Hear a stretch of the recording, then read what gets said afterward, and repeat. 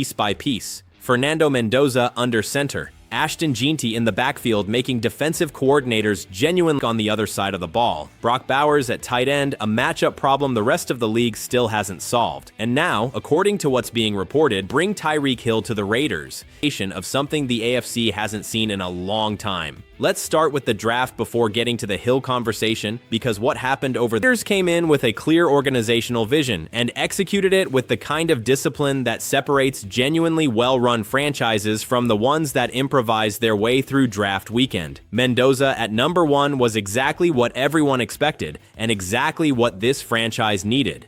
That's the easy part, getting the first pick right. What's more revealing is everything that followed. The subsequent selections addressed real documented roster holes. The infrastructure around Mendoza is materially stronger than it was before Thursday. Every pick connects to the next one, and the overall picture keeps getting cleaner and more complete. For Raiders fans who have sat through years of reactive moves, disconnected decisions, and short-term thinking dressed up as strategy, this should feel genuinely different. This is what organizational coherence looks like when it's actually present. Now let's get to Tyreek Hill, because the headline detail here is important and worth emphasizing. When an owner gets personally involved in contract negotiations, that is not a routine front office transaction. Owners don't roll up their sleeves for depth signings. Owners don't insert themselves directly into veteran minimum conversations. When Mark Davis is reportedly in the room personally, it means the number being discussed is significant, the player being pursued is significant, and the organization has made a judgment that this acquisition could change the character of what they're building.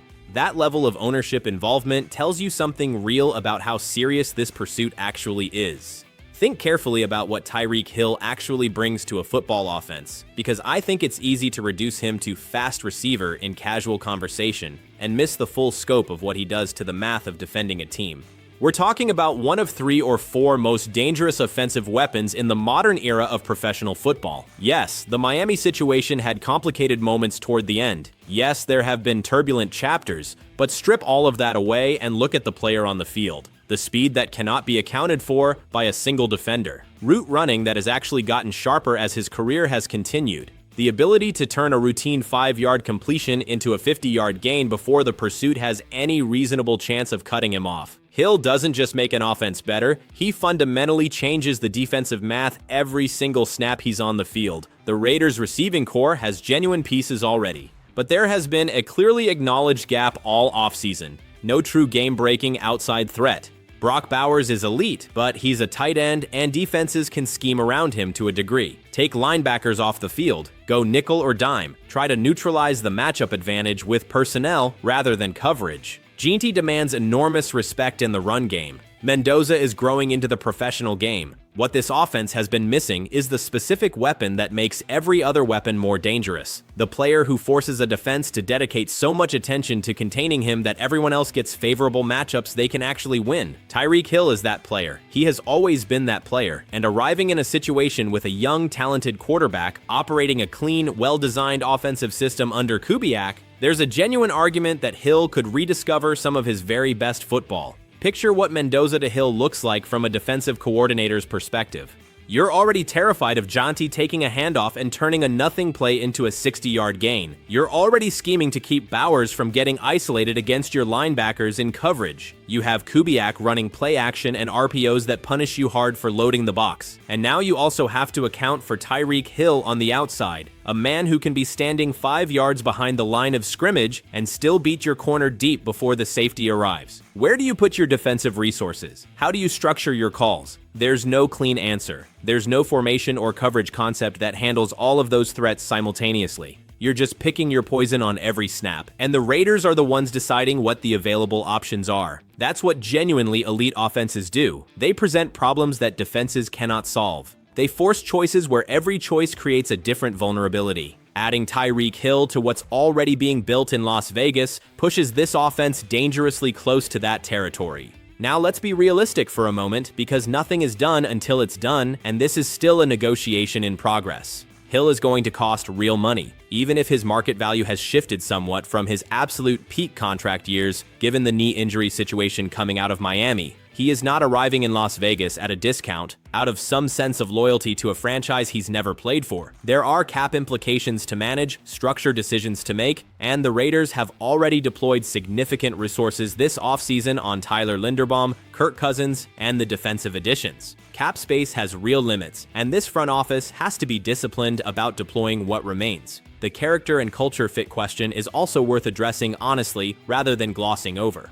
The situation in Miami had some complicated interpersonal dynamics toward the end, and locker room culture matters, particularly in a locker room being constructed around a young, humble, faith-driven quarterback in Fernando Mendoza. Kubiak is building something specific in Las Vegas, a culture with a defined character around professionalism, accountability, and team-first orientation. Whoever enters that building needs to enhance what's being built, not disrupt it. The fact that Kubiak specifically wants Hill suggests those internal conversations have already happened and the comfort level is real, but it's a factor worth naming clearly rather than assuming away. The timing of these negotiations is itself revealing. This is happening after the draft, once the Raiders have a complete picture of their full roster with rookie contracts factored into the cap situation. The fact that they're pursuing Hill at this specific moment with this level of direct ownership involvement suggests the math has been done and they believe it works without compromising the structural integrity of everything else they're building.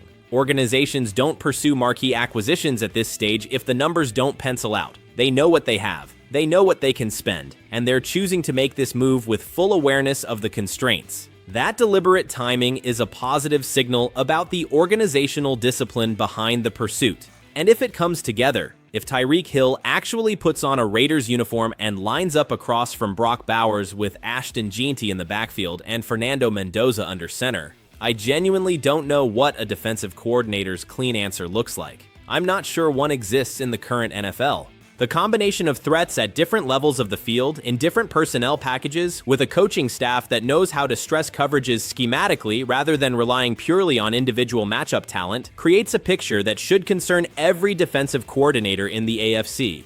Let me zoom all the way out and appreciate the full scope of what's happening, because sometimes when you're watching a team transform in real time, it's easy to miss what the complete picture actually represents.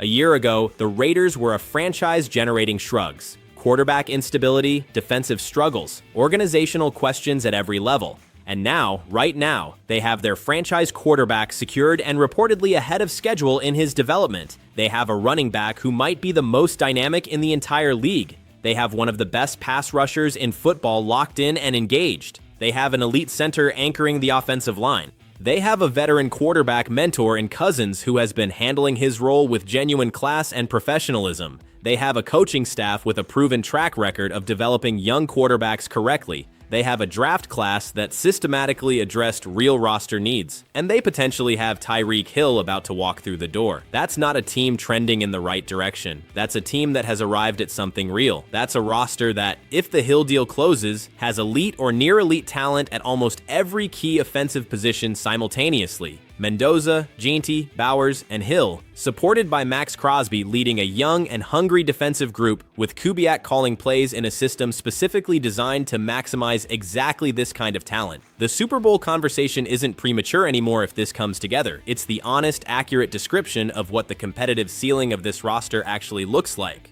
Something genuinely special is being assembled in Las Vegas, and if Tyreek Hill walks through that door, we stop talking about promise and potential and start talking about legitimate championship contention. For a fan base that has been patient through a very long stretch of hard and disappointing seasons, that conversation is overdue.